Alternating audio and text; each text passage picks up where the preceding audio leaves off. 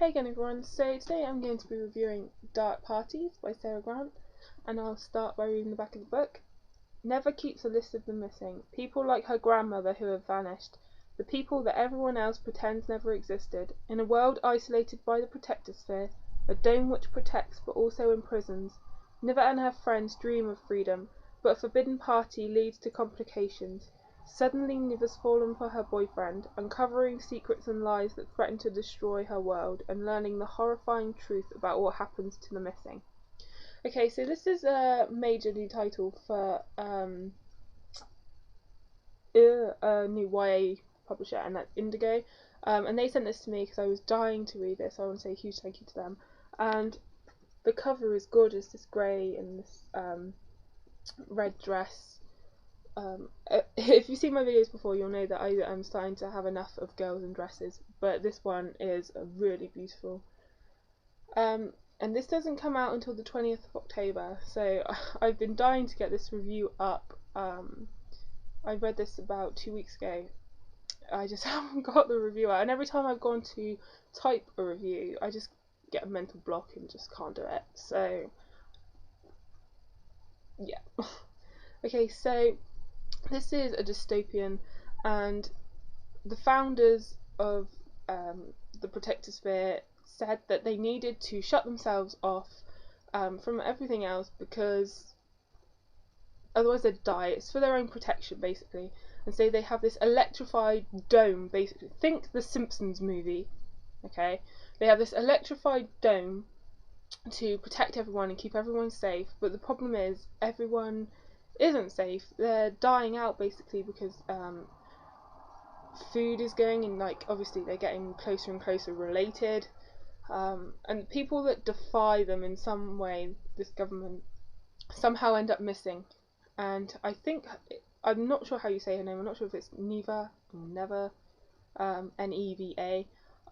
She is keeping a list of everyone that goes missing, and one night her and her friends are having a dark party, and this basically means they get the room, they soundproof it, they shut out any light, and they just find out who they are apparently in the dark. There's nothing but them in the darkness, and she ends up kissing this boy. It's really passionate, and the lights go back on and she sees that it's her best friend's boyfriend, and she feels guilty.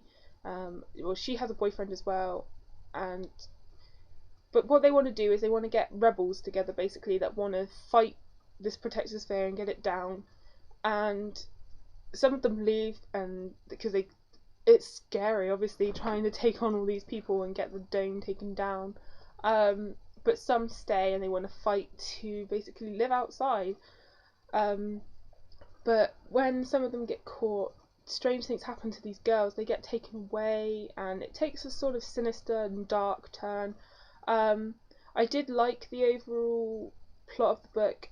I thought it was quite simple compared to a lot of the dystopian. I can't even speak. I'm so sorry.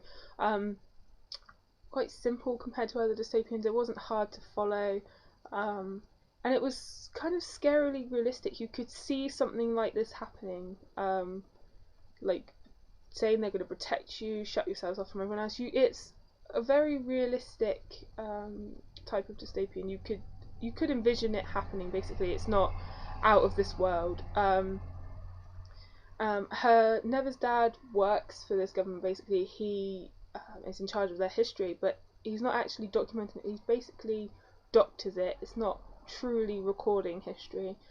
What I didn't like so much is that Never spends a lot of her time trying to find out where these missing go, especially the girls, and it's it's blatantly obvious, actually, and you think, how can you not see what is happening? Even when she's actually in the place where all these girls go, she doesn't get it straight away, and it's just so obvious, and you end up frustrated that they can't see what's going on.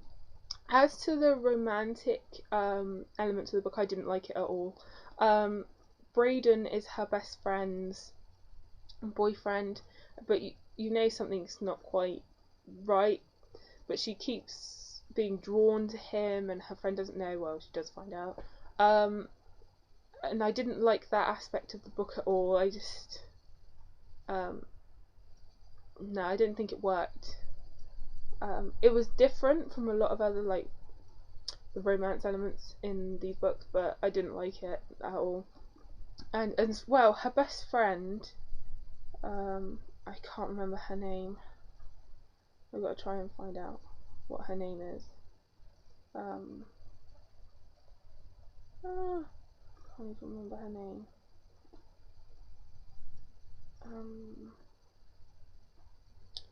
Her name is Sana. She gets taken and later on in the book, but what annoyed me is, yes, she has this character trait that pops up every time this character speaks, but it just got so annoying. And it would be the way that she says amazing, it would be, and like how it would be spelled, and it would be amazing. And like, God, that's annoying. Can't she say anything else? It was very, very frustrating, and I didn't like that. Overall, I thought it was a great dystopian book. It was simple. It was different in its approach to dystopian. I mean, Divergent, you can say, is similar to the Hunger Games, but for me, this is kind of different, even if you can compare it to the Simpsons movie for the protector sphere thing. But I did enjoy it. I just found her best friend annoying. I found the fact that she didn't see what was happening to these girls would just be wrong. You would click that that was what it was. And the romantic interest just fell completely flat for me. I didn't like it at all. But overall, I think it's a really good dystopian book. So I'd probably give it 3.5 out of 5.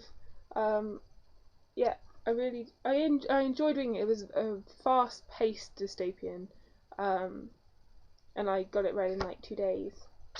So I enjoyed it, and happy reading.